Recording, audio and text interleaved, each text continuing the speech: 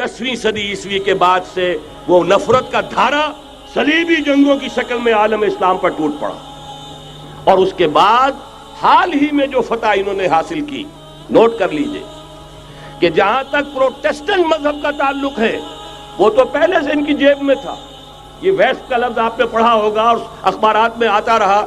खलीज की जंग के दौरान वेस्ट एक तो कहते हैं ये भीड़ जो काट जाती है मुंह सूज जाता है, एक वेस्ट मुखफ़फ़ है।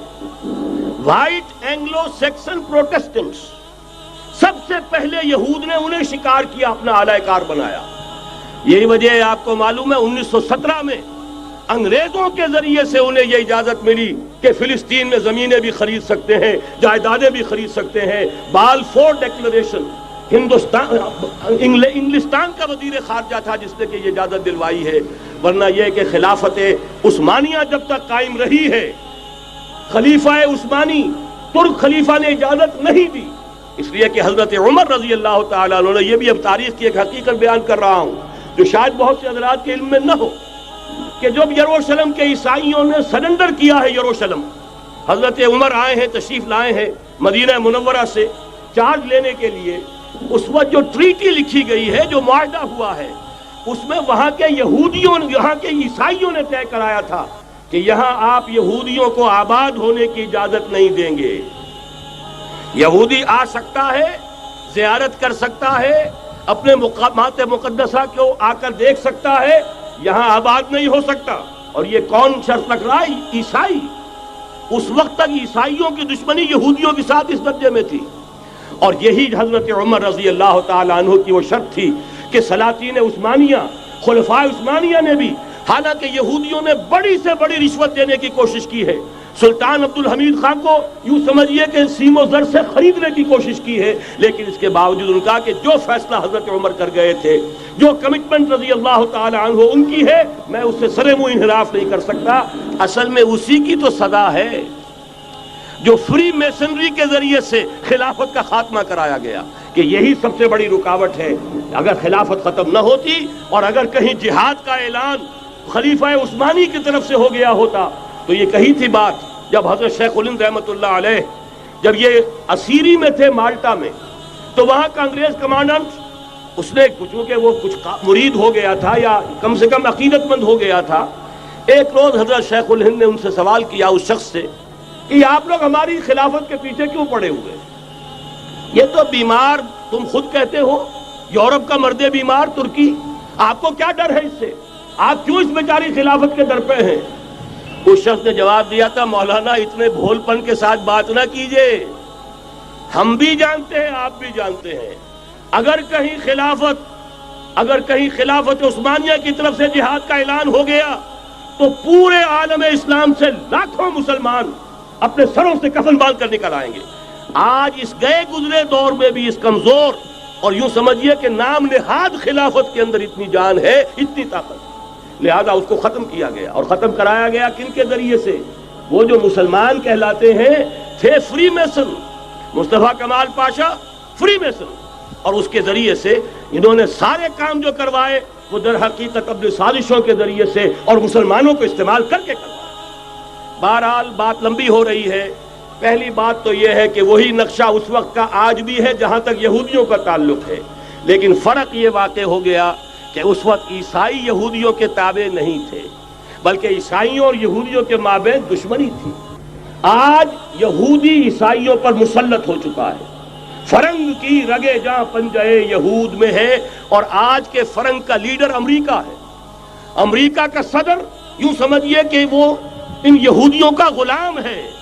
मजाल नहीं कि उनकी मर्जी से इधर से उधर हो जाए, और अगर कोई गलती से इधर से उधर हो जाए तो उसका पत्ता चाक हो जाएगा। आप देखिए क्या हशर हुआ है बुश का, हालांकि बहुत बड़ा हीरो बनकर निकला था गल्फ वॉर से, लेकिन जरा सा एक बयान दे दिया था कि जो इसराइल को पसंद नहीं आया, तो जो इलेक्शन में चारों शाने चित हुआ है उसका जो हशर हुआ है वो देख लीजिए। तो पहली बात तो ये समझ लीजिए कि आज भी यहूदी, ये न्यू वर्ल्ड ऑर्डर है, न्यू वर्ल्ड ऑर्डर, और इसमें ईसाई दुनिया उसकी आलाकार है। अब सूरत हाल क्या है? ईसाई दुनिया, मैं एक बात बता रहा था बीच में रह गई, कि जहां तक प्रोटेस्टेंट ईसाई थे वो तो पहले इनके हाथ में थे। हाल ही में इन्होंने जो फतह हासिल की है وہ کیتھولک عیسائیت کو بھی اپنے ہاتھ میں لے لیا ہے۔ چنانچہ پوپ صاحب نے فرمان جاری کر دیا ہے کہ ہمارے خداوند یسوع مسیح کے قتل کی ذمہ داری ان یہودیوں پر نہیں ہے، بری کر دیے گئے۔ 1900 برس کے بعد، بلکہ 2000 برس کے قریب ہو گئے، انہیں ایگزونریٹ کر دیا گیا، ایبسالو کر دیا گیا، ان پر ذمہ داری نہیں۔ نتیجہ یہ نکلا ہے کہ ابھی چند مہینے پہلے جو مذاکرات صلح کے ہو رہے تھے، جن میں یاسر عرفات بھی تھے اور یہ اسحاق رابین گیا ہوا تھا واشنگٹن، وہاں سے واپس آیا ہے تو روم میں رک کر پاپائے روم سے ملاقات کر کے تشریف لائے ہیں، انہیں دعوت دی ہے کہ یروشلم آئیے، اور ویٹیکان نے تسلیم کر لیا ہے اسرائیل کو، اور ویٹیکان کا اب جو ہے ایک ایمبیسی، اس کا جو ہے سفارت خانہ وہ یروشلم میں بننے والا ہے، اور پوپ صاحب بھی وزٹ کرنے والے ہیں۔ گویا کہ یہ گٹھ جوڑ اب مکمل ہو چکا، اب کہیں اس میں کوئی کمی نہیں رہی۔ اس یونائٹڈ فورس کے ساتھ یہ نیو ورلڈ آرڈر اس وقت عالم اسلام پر حملہ آور ہے۔ اب اس میں نوٹ کیجئے کہ اس وقت کی فضا ہے کیا۔ عالم اسلام میں سے عالم عرب ان کے شکنجے میں جا چکا، کیوں بنا کر کھڑے ہوئے ہیں اسرائیل کو ماننے کے لیے اور سر تسلیم خم کرنے کے لیے۔ انہیں بلا کر میڈرڈ میں پیش کیا گیا یہودیوں کے سامنے کہ تم جن کے ساتھ ایک ٹیبل پر بیٹھنے کو تیار نہیں تھے، میڈرڈ میں آؤ، آؤ اپنا قبرستان دیکھو، یہ اسپین کی سرزمین جہاں تم نے 800 برس حکومت کی تھی، یہ تمہارا قبرستان، یہاں آؤ اور بیٹھو اور ان کے ساتھ بات کرو۔ گئے تھے کہ نہیں تمام فرنٹ لائن سٹیٹس میڈرڈ میں؟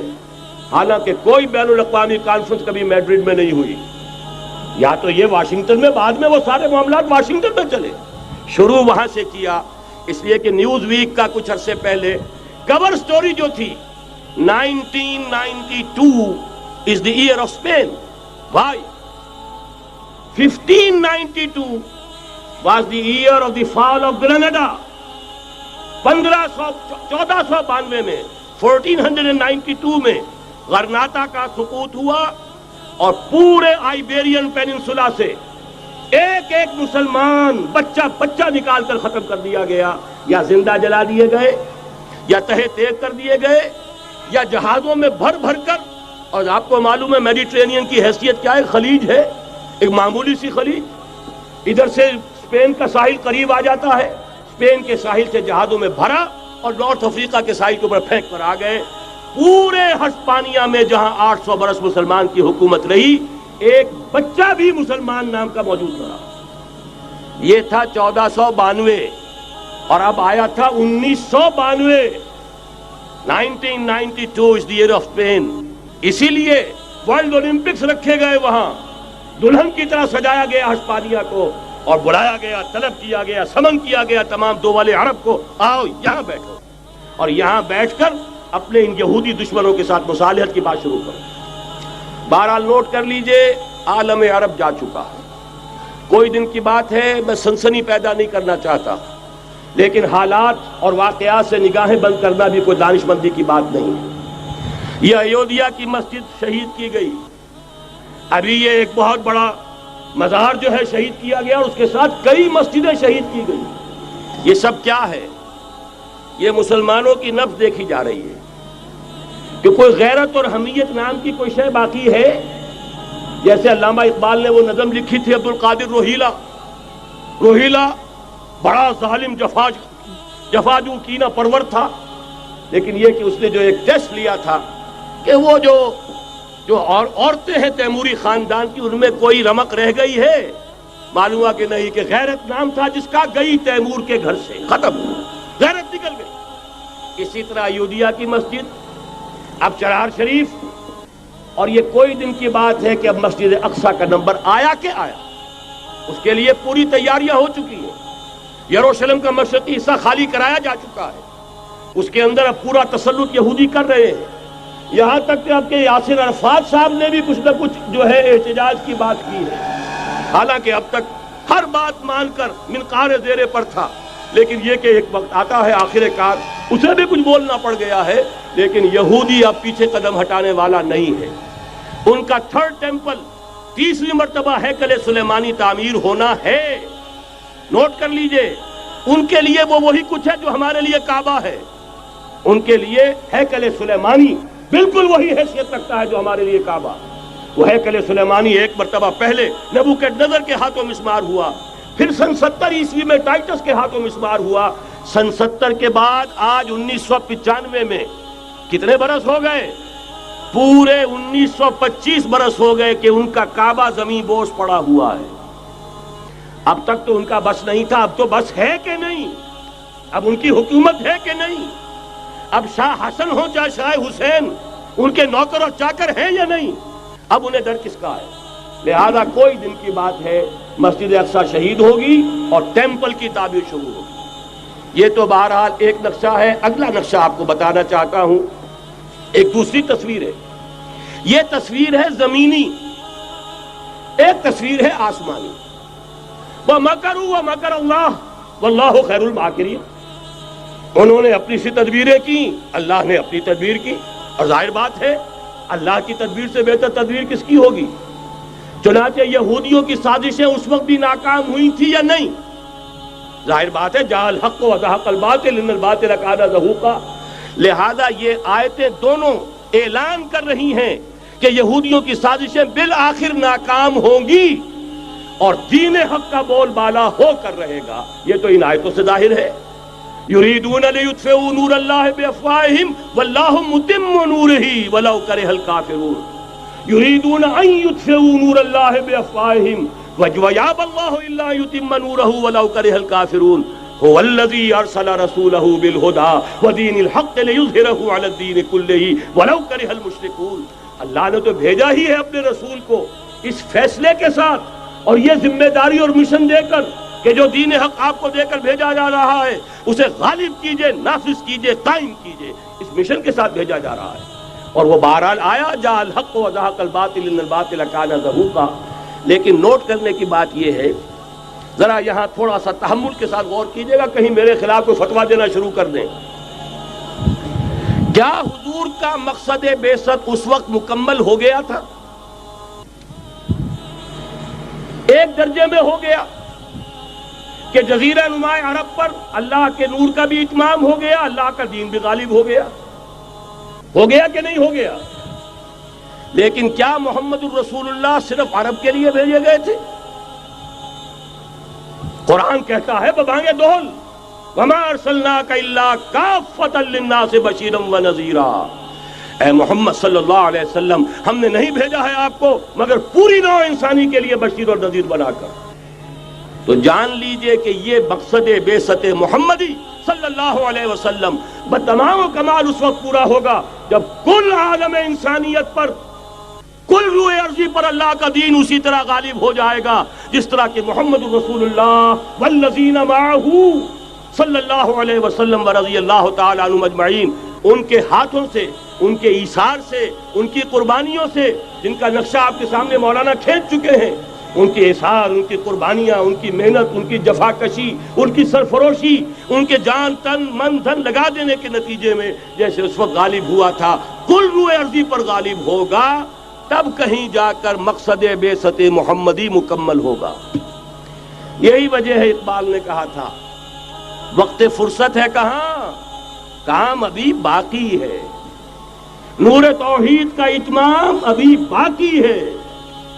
لیکن ساتھ ہی خوشخبری بھی دی تھی، یہ چمن معمور ہوگا نغمہ توحید سے. آئے گا وہ دور، یہ چمن معمور ہوگا نغمہ توحید سے، لازماً آ کر رہے گا.